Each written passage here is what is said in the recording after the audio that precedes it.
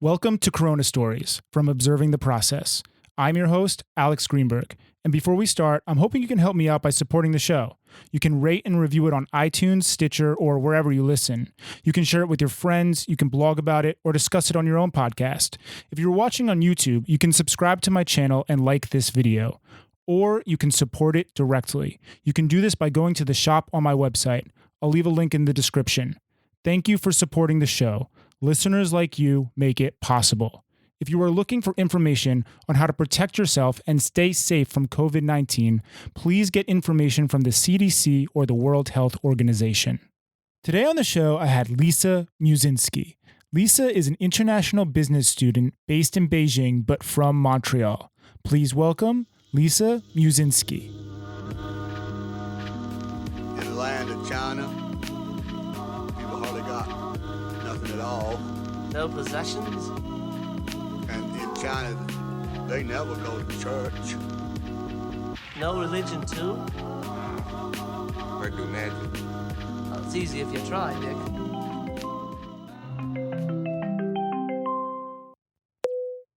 Hey, Lisa, how are you doing? Hi, good. I'm good, and you? Sorry. Doing good. Just hanging out in quarantine. You just got back from the grocery store? Yeah, from the pharmacy, like CVS. Just a big old lineup. I just need paper for to print stuff, and that's the only store that sells them currently. Right. Yeah. CVS is super close to me as well, and it's one of the only stores really open right now for me. Yeah, you're in Toronto, right? I'm actually in I'm in New York. I don't know. That's funny that it said for some reason you got that you're in Toronto, but I guess similar time zone or same time zone. Yes. I mean, it's at least for you, it's easy to call me because truly same time zone, no stress with the jet lag and whatever. Yeah. You're just a little up north. I used to go to school in Burlington, Vermont, and you're in Montreal, right? Oh, yeah, it's really close. This is where usually we go to like shopping in outlets. Yeah. Burlington, I think. Yeah, there's a lot of good shopping like on Church Street, and for us when we were under 21, we'd go up to Montreal to party. Yeah, we see them a lot. These Americans that come up and they're really happy to drink, and they're 18, they're legal age here. That's funny. I'm sure you're used to it. So I guess we could jump into the topic of conversation, coronavirus. I was wondering, could you please just give a brief introduction of who you are, where you're based, and what you do for work, that kind of stuff? Yes. So my name is Lisa. I'm from Montreal, Quebec, Canada. I started back in 2019 a scholarship. I got a scholarship from the Canadian government and the Chinese government to do my master in international relations in Beijing. So I'm a student. Cool. When did you said you just recently you started this, like in 2019, went to Yes. Beijing? Exactly. I started in September 2019, first semester of my master. Okay, cool. So when did you first hear about the coronavirus and how? I think so. I took my plane back to Beijing from Montreal on the 16th of January. And up until then, I didn't heard about anything. I landed on the 17th. And I heard about the virus on the 18th of January 2020. So maybe 2 days after I landed.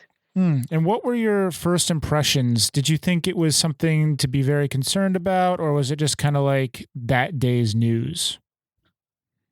I was definitely not taking it seriously.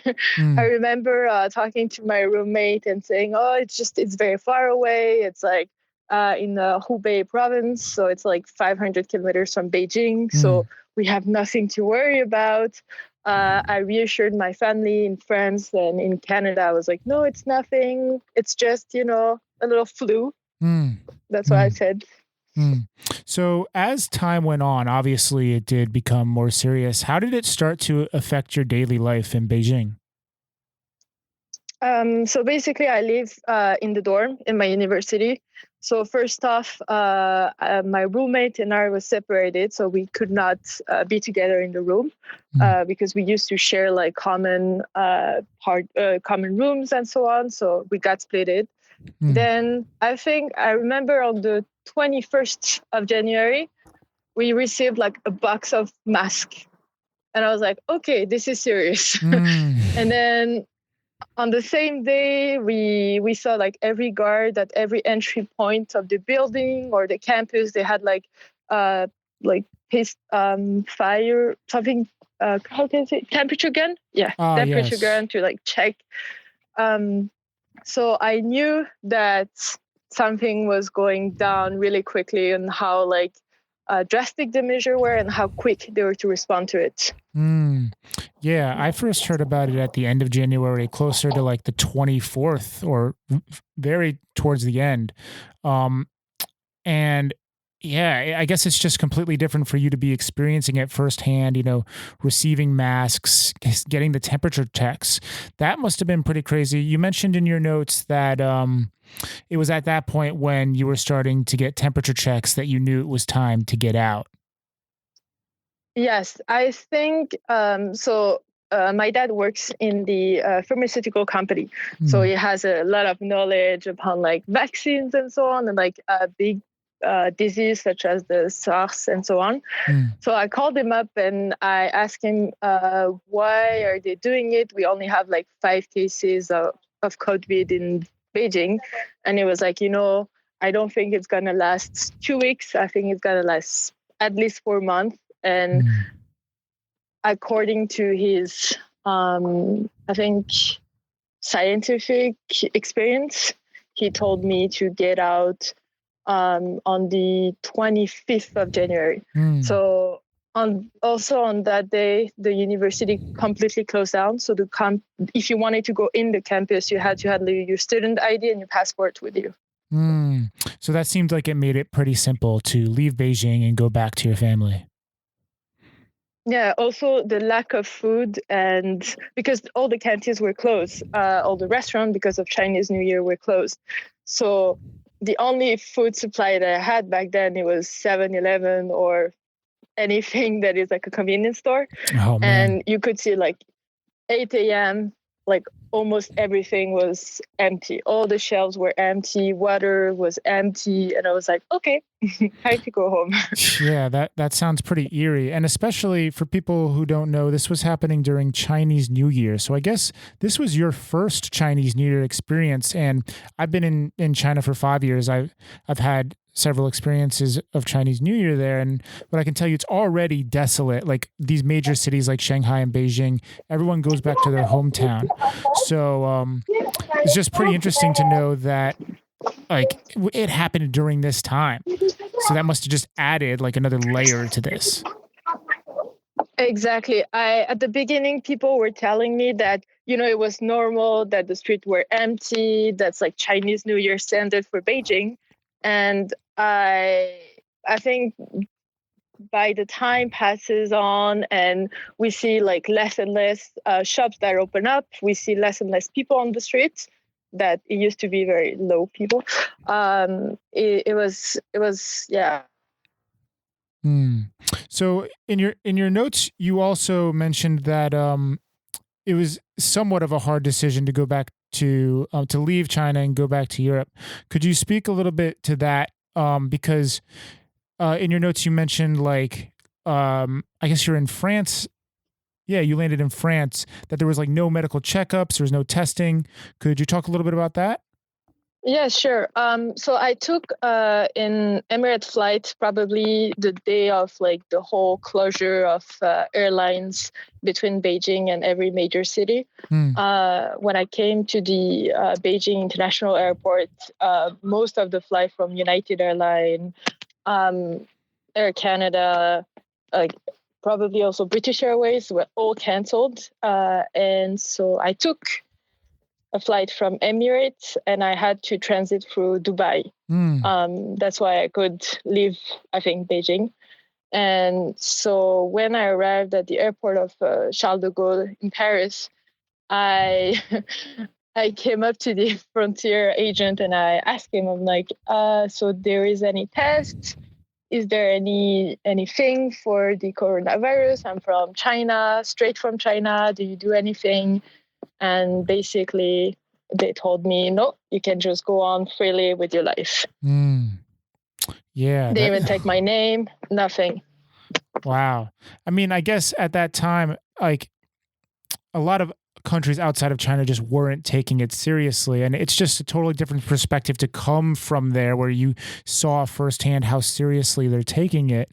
How does it feel now to know that obviously you weren't overreacting? And although at the moment when you first got there, you know, you thought you were scaring people and you were not overreacting, but I guess that's just so interesting to me that you went through a period of, you know, just kind of seeing the future in a sense. Yes, I have to thank my dad that was really, I guess, really aware of the situation, and he completely understood what was happening. I think he had a mask. I had a mask when we met at the airport. He left a bag of grocery store. He left it. I had to walk to pick it up. So basically, all the procedure that we had between us was really like in quarantine, which is very weird to do it with your own dad and your own parents. Yeah. So no hugs, no anything. Basically, when we were in my apartment or our apartment, we were like 5 meters between each other at all time. I was closed off in my own room. So this really helped. But when I had to go outside and I was wearing a mask because, well, straight from China, and I had to, I don't know, I'd do anything, grocery store. People were really, Parisian people were really mad at me. I get arrested a few times by old people, young people, calling me names in shops, telling me that I was a crazy, I don't know, scared lady who was just spreading fear among people. And yeah, that was just very, I was saying nothing. I really wanted to say to them, like, I'm straight from China. Do you want me to, you know, pass it on to every one of you? But I just kept my mouth closed, basically. So eventually you spend your time in France. How long is it before you go to Montreal? Or I spent a month in France, so 14 days in quarantine, then 14 days free. I got to see my grandparents and my family, but it was always at like 5 meters away because we don't know if I am like asymptomatic carrier, so we were super careful. I had very old grandparents, like 80s and so on, so you don't want to have the responsibility of like them dying because of you. That's one part. Yes. So I decided to go back to my real hometown, which is Montreal, on I took a flight on the 1st of March, I remember. And I was ready to work. I was like, all right, enough travel. That costs a lot of money, flying around the world. So I finally found a job. And yeah, now we are maybe 4 days into quarantines here in Quebec, or self-isolating situation, let's say. So what has your daily life been like there? Is it mostly just staying inside? Like you just go out to get groceries, or? Basically, because of my heavy travel history and the fact that I came back from France, I got put into the list to do the screening for the COVID-19 test. So I've been in like complete, total quarantine over for the last week. And I'm still waiting on my results. I don't know. It's supposed to come today. I'm still waiting on it. But it's been, I got laid off of my job that I just started 2 weeks ago, which makes sense. Yeah. And that's it.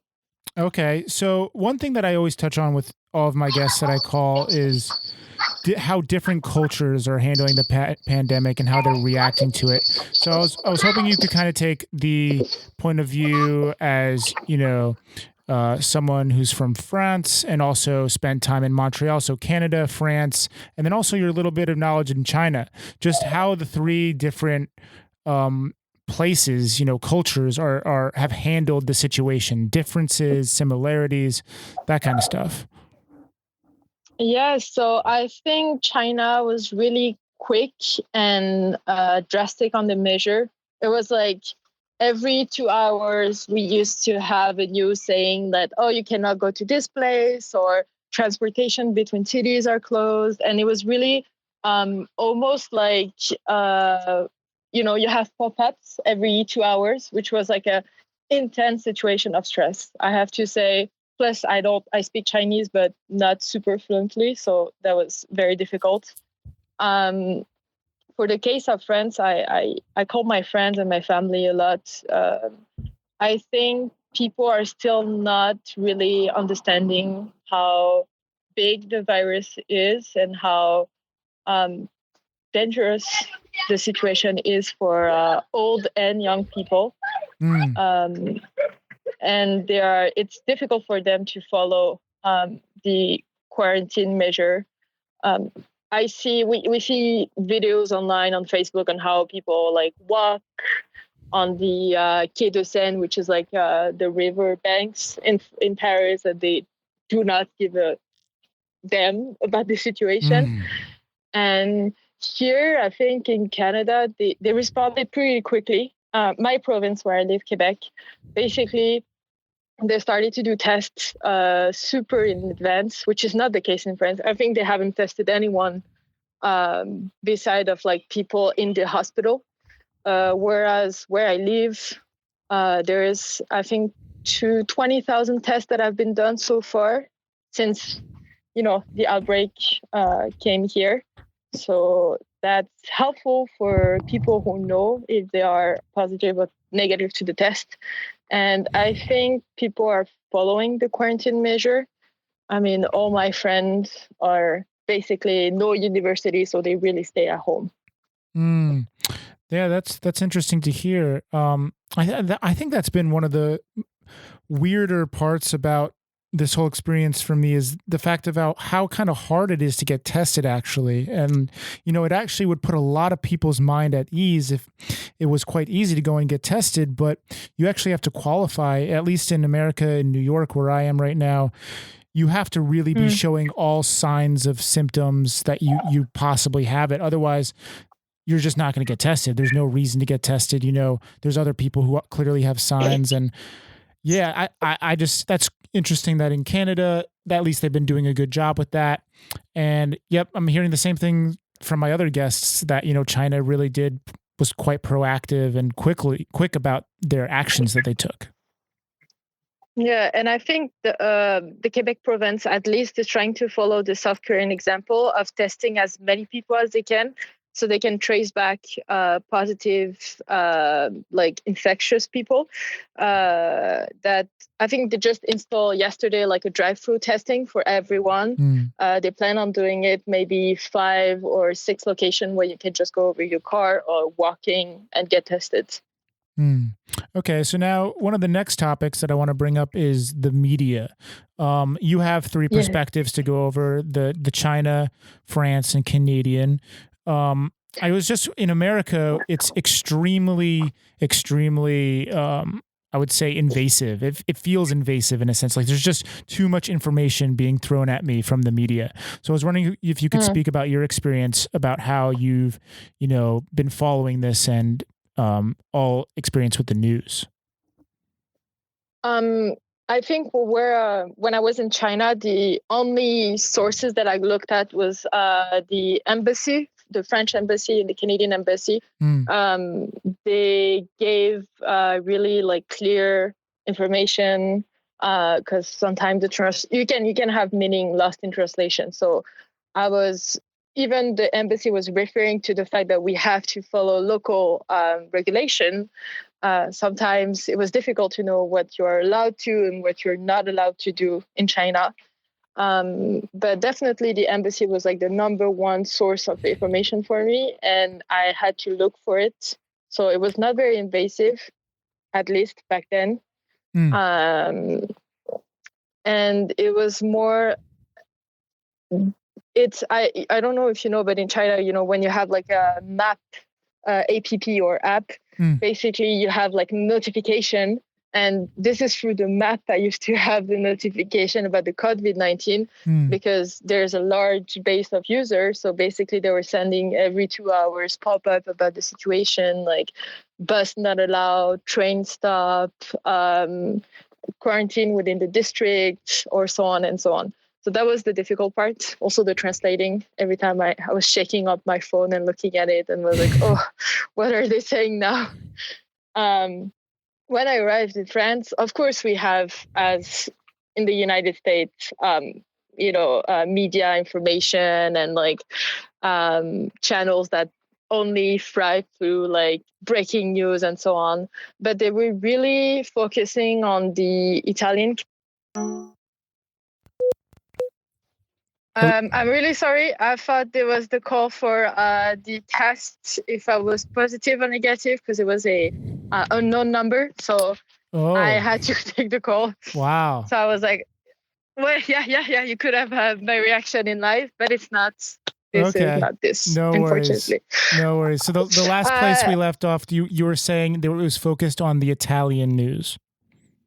Yeah, definitely. So like there were a lot of correspondents that were talking about how Italy was handling the case, how the case was surging, but flights between Milan and Paris were definitely not, closed or whatever. I know it's more complicated in Europe because you have the Schengen area. So basically, free movement of the people. So I think that's why they were late on like really closing off the border. And also they were not taking it super seriously somehow. And then the Canadian news, I guess we have 2 conferences per day from the federal level and from the provincial level. It's really well organized. Basically, every day we see Justin Trudeau. He talks about more the financial aid from the federal level, so how people can have money for the next month, and how the old the sustainability of the economic system of Canada. And on the provincial level, here we have a press conference of our premier, basically, and he. He's the one who announced the quarantine measure, the self-isolation, but he's really, we have a page on Facebook of memes with him, telling us to walk around, but still drink a glass of wine per day. It's all good. He's always saying, it's going to be good.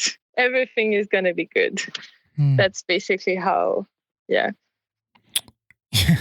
Yeah, I mean, all we have is a ton of memes of Trump over here, so I think that's universal. Yes.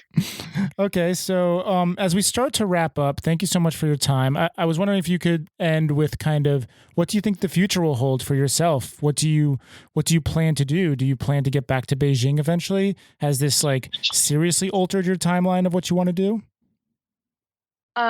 So I'm doing online classes right now from Beijing.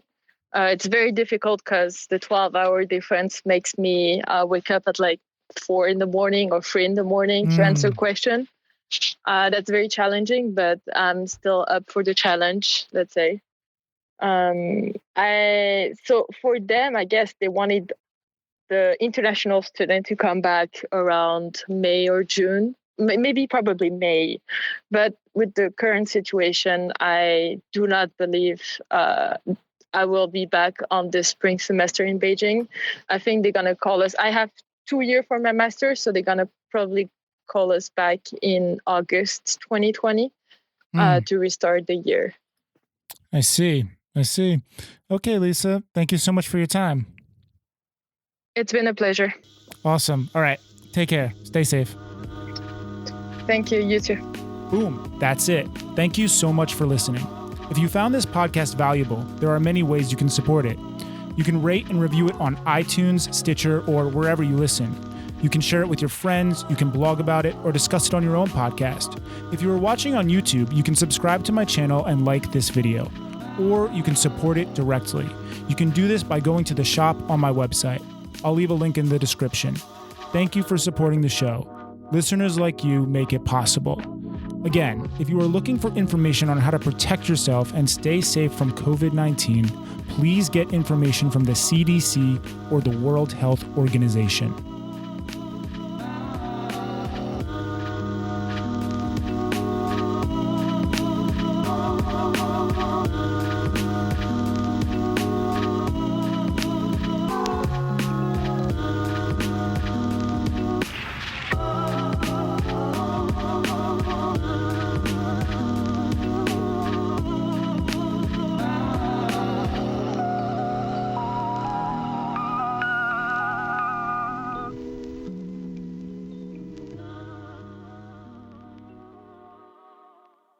Also, if you enjoyed the intro and outro music, it was made by my brother, Danny Greenberg. You can go and check out his beats on Apple Music, Spotify, YouTube, or SoundCloud. He goes by the name Estoric, Estoric.